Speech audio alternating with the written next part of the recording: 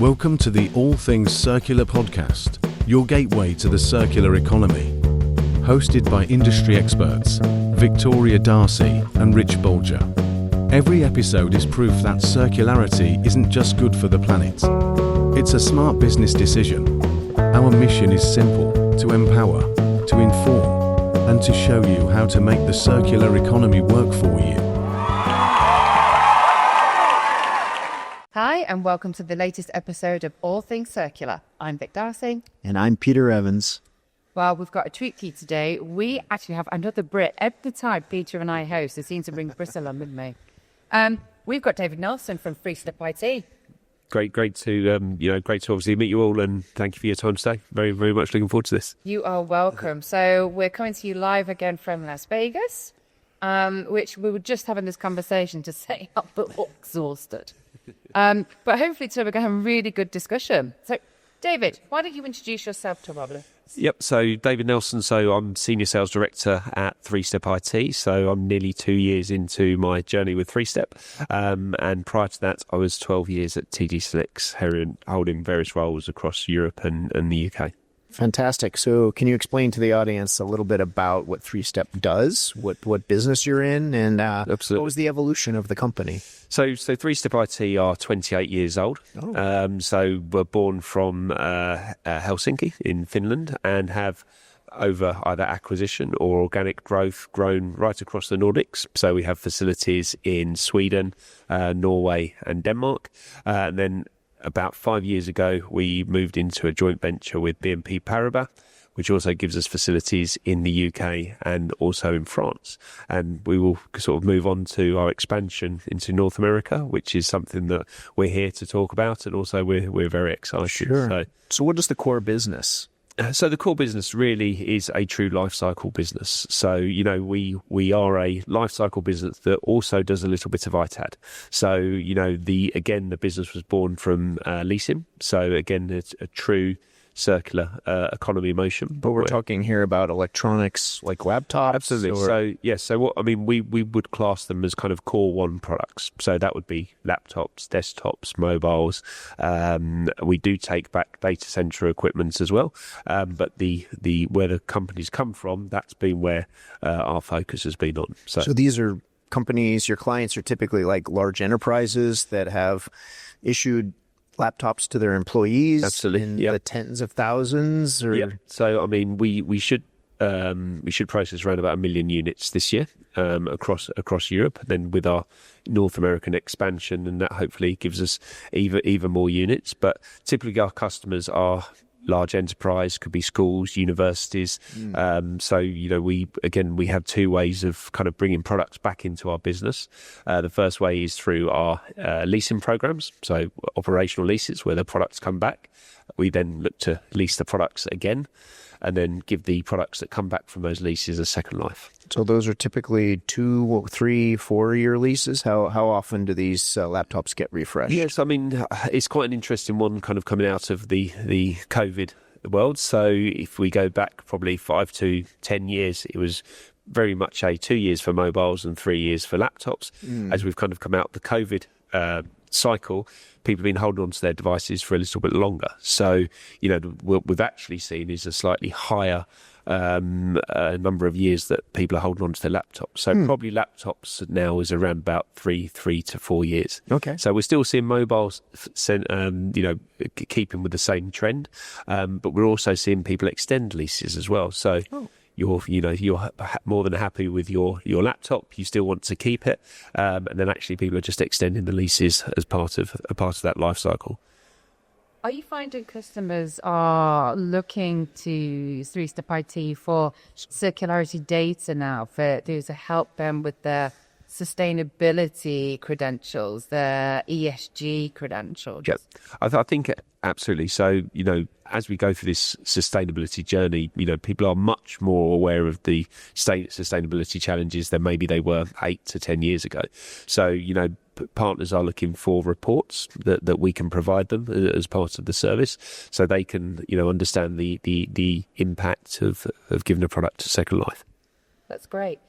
So if we just sort of get into the real bones of the business, what really would be a journey of an asset from from customer back to you through to second customer? What would that look like? Absolutely. So, we will collect products from our customers. So we will send packaging instructions for them to make sure that the product's not damaged in transit, or at least as much as possible. And I expect that's quite a technical piece in itself. It can be. I don't realise that transportation and damage in transportation is really... Absolutely. It's one of the major problems within this industry. Yeah, you still find that people won't pack, let's say, 10 laptops in a box with any kind of they just chuck them in there. They just put them in there.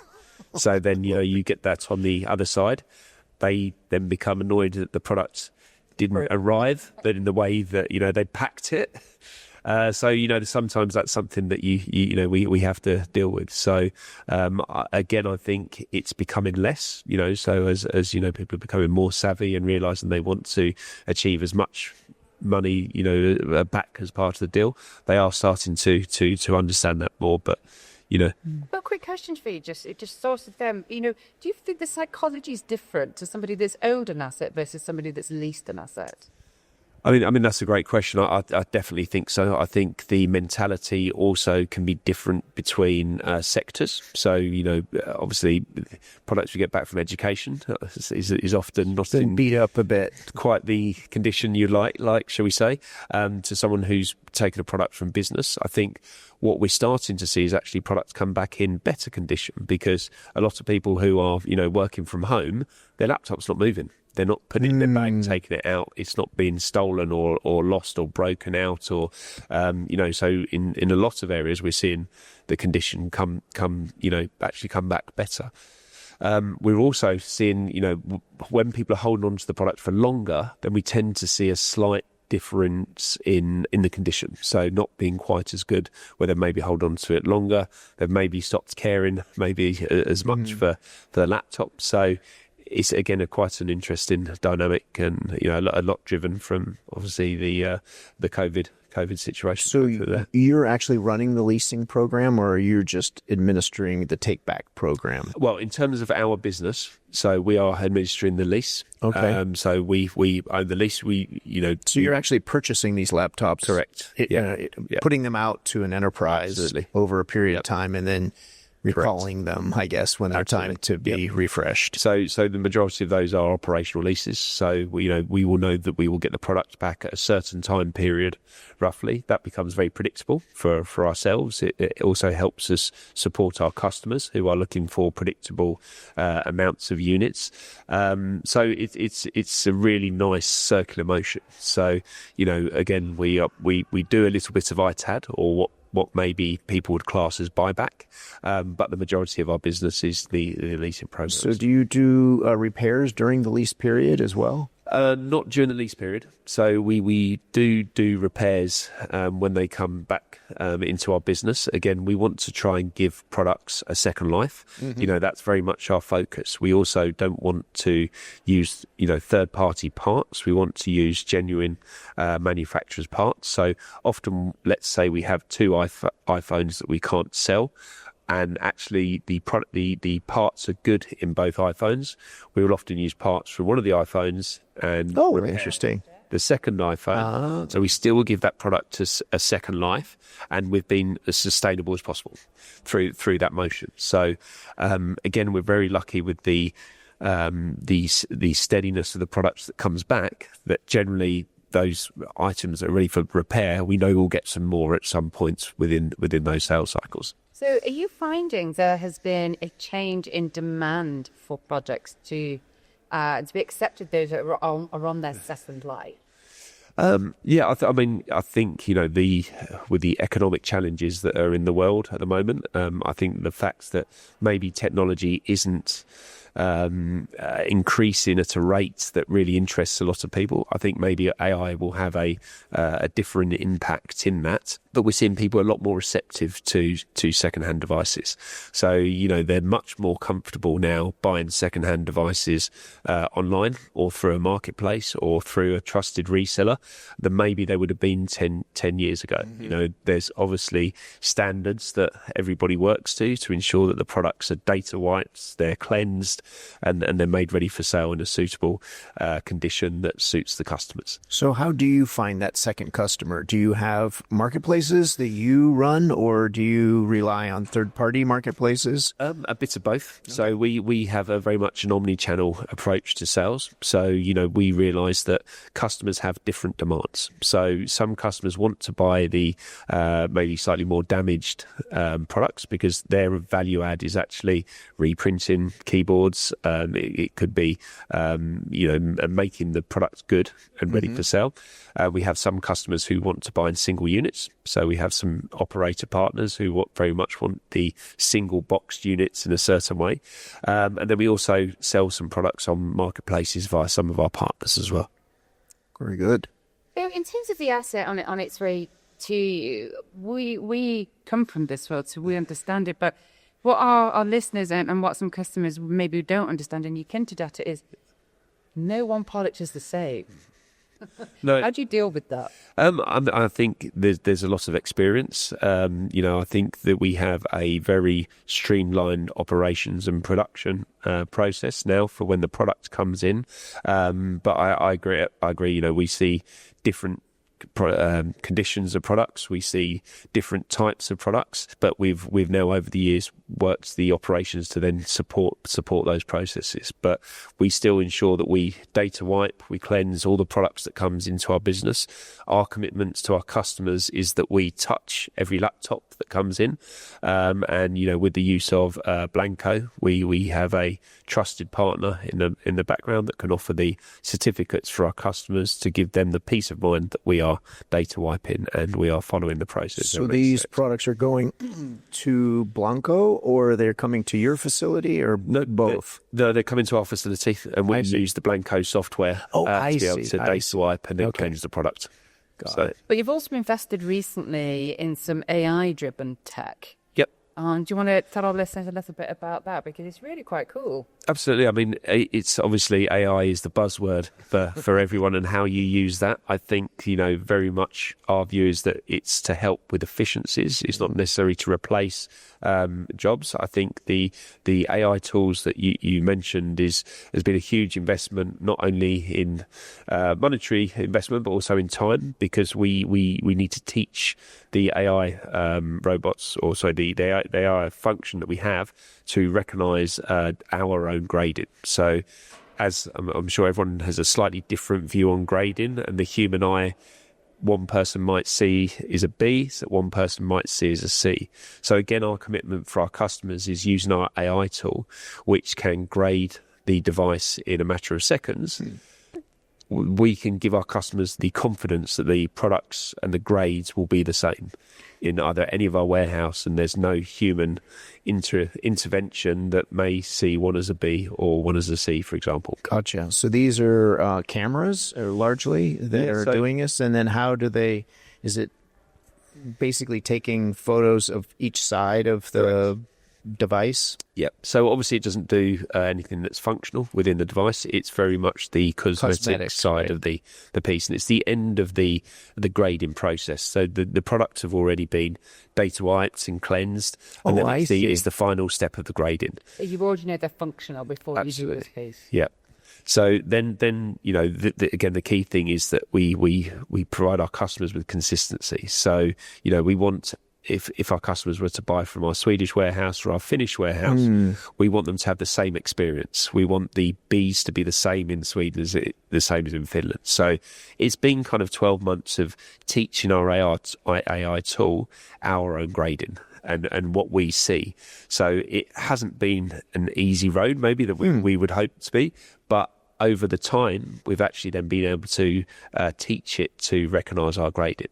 So now it's literally, as a non-techie myself, I can press the button, and then within a matter of seconds, the results will go into a piece of software, and then we will be able to look at the results. And also, if a customer asks, we can also provide that information to them to show you how we got to that grading. So how do you match that? Because many of the platforms for secondary sales have their own grading system. Absolutely. Right? So how do you reconcile your grading system with those? Or do you just put your grading system as part of the We just use it for our grading system. So our partners are very used to, over 28 years. You've trained them. We've trained them to work to our grading. So yes, you make a very valid point that marketplaces have a different style of grading. So we then will get to that point at the end of our grading. So once we know the channel that we're going to target for the products, we will then take a decision on whether we need to match their grading from that side. It's so subjective though, isn't it? Yeah,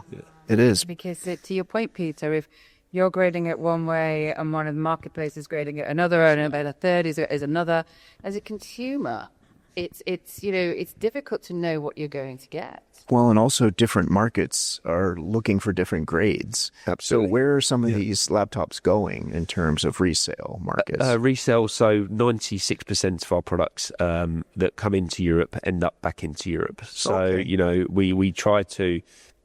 we try to keep it quite close. Mm-hmm. We have a number of different types of partners. So for us, it's making sure that the product's presented in the right way for those partners to be able to take the product. Do you put a little sticker on after you've finished? We do, to the point of it's a sticker that helps us identify the product. Okay. So, but it's not kind of a golden badge to say we have done. Or you're not trying to brand yourself. No, okay. absolutely not. Interesting. So, for example, for some of the operators, they have their own box. So the products might go in their box that we put the product in. For some of the marketplaces, they have their own box. So we will put the product into their box, but we don't brand it as a 3StepIT product. So this is what I find fascinating is the end customer may buy this, but they don't know all the processes and the companies that are behind actually making that possible. And so 3Step is sort of behind the scenes, but obviously making all of this work. Absolutely. It's also, this disposition element, because as we've said, it's so nuanced. I mean, I have a question for you. So out of what you get back, what percentages roughly end up as, grading goes ABCD? Is it? Go ABCD? Yep, ABCD. Yeah. Check it before I say that. What percentage actually make it to A and then through to D? And then also, what's the sales through of those Ds? There's almost a customer for every grade. So, that's true. Exactly, at the right price, at the right quantity.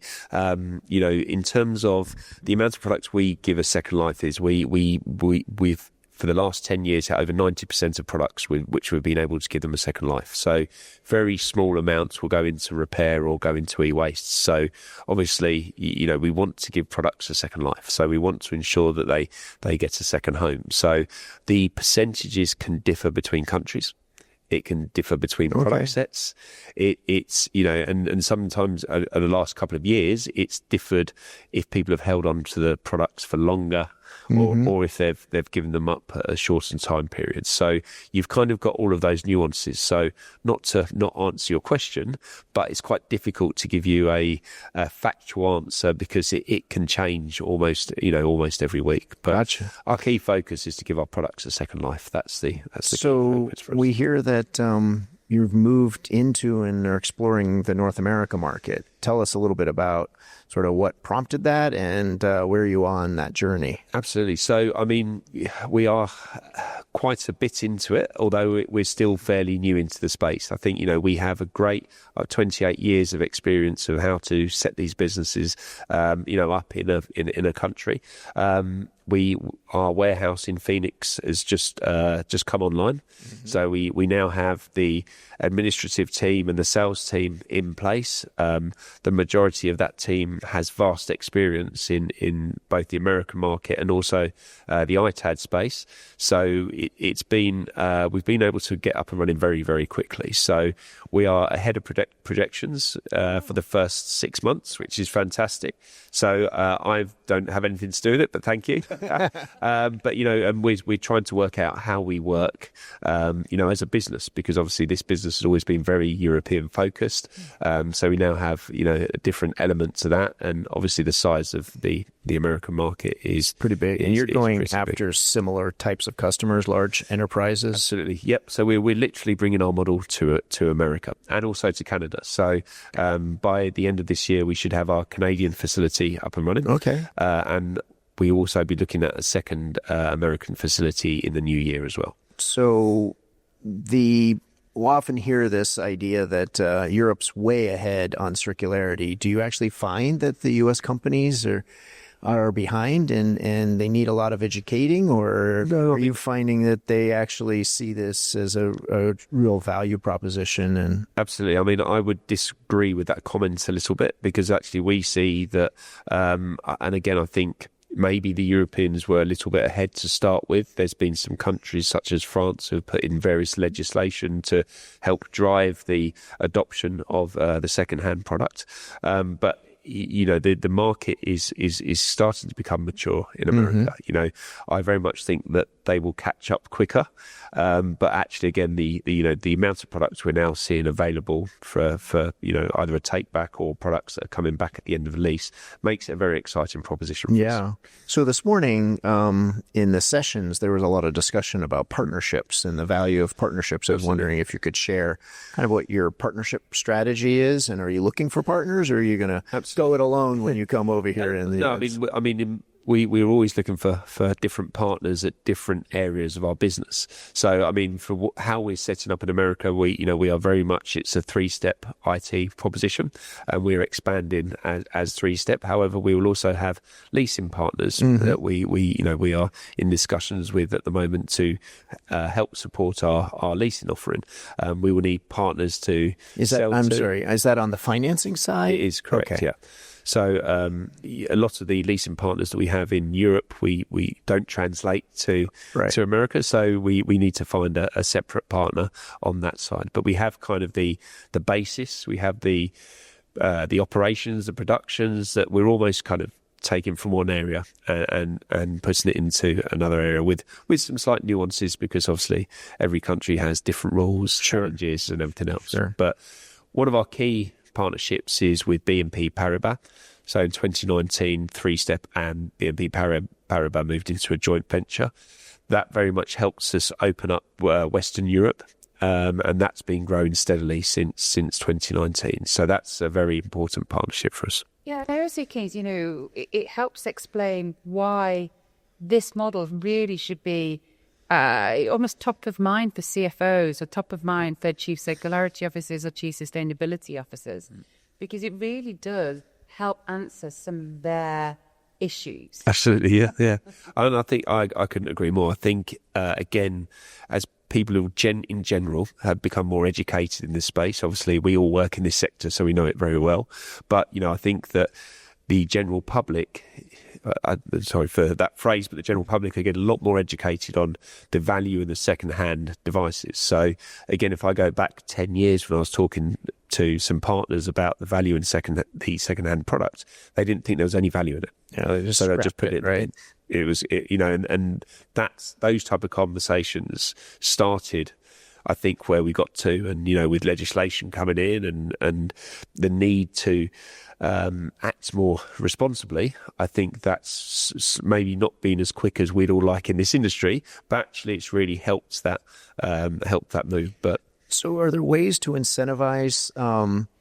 Like you can imagine, if you take these laptops back and they're all in really tough condition, you're not going to get a lot of resale value for those. However, if they keep them in good condition, you're more likely to get resale value. How do you translate that back to your customers so that you're sharing that so that they participate? And do they share in any of the recovery value? Well, actually, I'm going to ask another one to Peter's point, is are they penalised to send it back? Okay, there's the carrot and stick. So I was looking at the carrot side. I think you're doing this. I mean, it's very difficult, obviously, to ask a customer how to behave with their product, but there can be penalties for condition of product or missing items, or parts of the product that is missing, keys missing, and there's often, very small items like that, but actually there's a cost to repair that and to make it good and then make it available to sell. Stylish, right? People don't fit, and they're very easy to do, but they're also really expensive. Absolutely. So,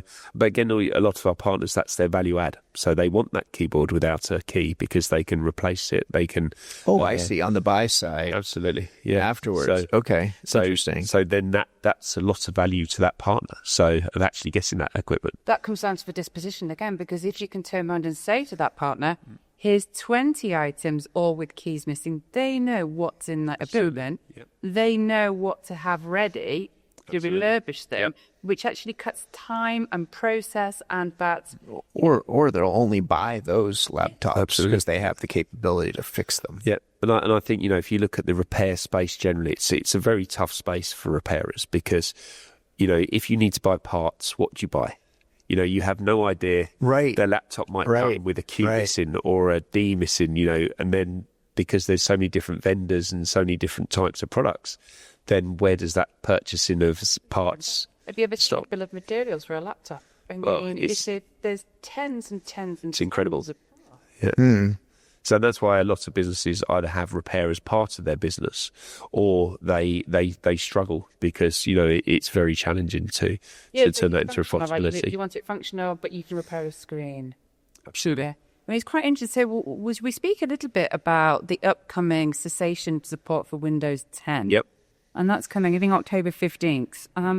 What impact do you think is going to come from that for your business? I mean, I think there's positives and negatives. I think on this one, I think that there's still an opportunity in the second-hand market for those devices.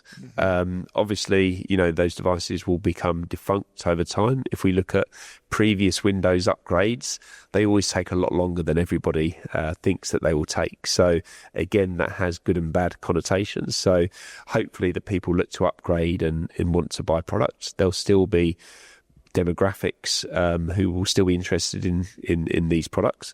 But I think I think the challenge is there could be a lot of waste. There could be a lot of waste because a lot of these products, will not work. They won't be functionally capable anymore. So I think, for me, I agree with you, you see, because and it's a. Here, I would use a British colloquialism. Yeah. A sticky wicket. I think I understand what that is. Cricketer. Because I understand that it's the security element that there's Microsoft saying, look, from a security perspective, you need to come up to 11. But if you have invested, and let's just say you are a public sector, a school, or a charity, or somebody that with limited funds, and you aren't operating Windows 10 and your machines don't have the capability to come up to 11, you're going to be forced to change. Yep. And then what happens to those assets? So it was an interesting ride on this. Yeah, I think the answer is probably nobody knows the answer quite in terms of exactly what the impact will be. I mean, I think that there'll be people like anything. There'll be the early adopters who move very quickly to upgrade their devices, and they'll have been planning it for months, and they might have tens of thousands of devices out there that they need to move, and they'll realise that the quicker they send the products back, the more value they'll have in the products coming back. There'll be people who won't really understand the impact, and I don't mean that nastily, but until they see it, they won't do anything about it. So I think there'll be that tranche of people in that stage, and then I think there'll be people who'll be forced, as you say, to change. They might not want to change, and they might not have the money to change, and there's all those elements. They get very vulnerable to absolutely. Bugs and whatnot. Yeah, absolutely. And tanks as well. That could drive the upper end of the the device market. So you could see people then move to more second-hand devices because of the cost. But from my understanding is there won't be a huge amount of devices that are compatible. So I think that's going to be part of the issue. But. So one of the things we like to do is ask about a myth that you have seen out in the market. Do you have a myth that you think needs busting? I think one of the, one of the myths for me is the perception of this industry. So, I think that, again, if you go back 10 years, everybody thought it was a little bit Wild West. So and use an American term of, a cowboy style, industry, I think that, we're seeing, if you come, as we're here today at the ITAD Summit, there's more reputable companies in this space. People are working in the way that our customers would expect. So we're passing back certificates of data destruction and data wiping. So now the industry is becoming more comfortable with that. So, and the companies that I see starting to do really well are those that are acting in the right way. So I think that's also bringing some of the smaller companies up to that standard, because if they're not up to that standard, then they're maybe unlikely to win that business. So again, I think, again, the general public have become a lot more comfortable now with sending back the laptops, whereas maybe 5 or 10 years ago, you wouldn't want data traveling. Well, and also helps that a lot of the platforms now will give you a money-back guarantee. Absolutely. And so the risk of being stuck with something that doesn't work actually is pretty minor now. Absolutely. And so that's changed a lot in the industry as well. Also, I think people realize that there's value. Prior to, I would say, the last 5 years, the amount of mobile phones I still have in my drawer, and I'm in circularity, because the value just wasn't there. The ability to actually finish that loop and get that value out wasn't there. Whereas now I believe that has changed. Absolutely, I agree. And I think, I'm not sure when I started to say this, but the younger generation that's coming through are probably a lot more sustainability savvy. So not just in the IT space, but if you look at clothing, if you take the Patagonia story, for example, and they want to embrace that sustainability, much more than maybe we would have done 15 years ago. And it's also just more accessible. They can find it easier, and they can find exactly what they want. There's deeper liquidity in the market. Correct. And so Absolutely. just the buying journey. The platforms of right? Yeah, exactly. Look vintage, because I have friends of mine that are pregnant, and you don't want to go and spend money on maternity clothes. They go on to this because you're in the work. So they grow up pretty quick. So that is definitely true. Well, thank you so much, David, for the conversation. And we welcome you here in America. There is a bit of a cowboy, especially out here in Las Vegas, but it's a good market, and I think it's growing. And very exciting times for everyone. Exactly. Good luck for the new thank you. facility and for Canada. And to echo P said, thank you for your time. No It's been problem at all. really interesting chat. No, I very much appreciate the invite. Thank you. Great stuff. Well, thank you everybody for listening. This has been All Things Circular. To see you again. Yeah, thanks for joining. Thanks for tuning in. Please head over to allthingscircular.com to learn more.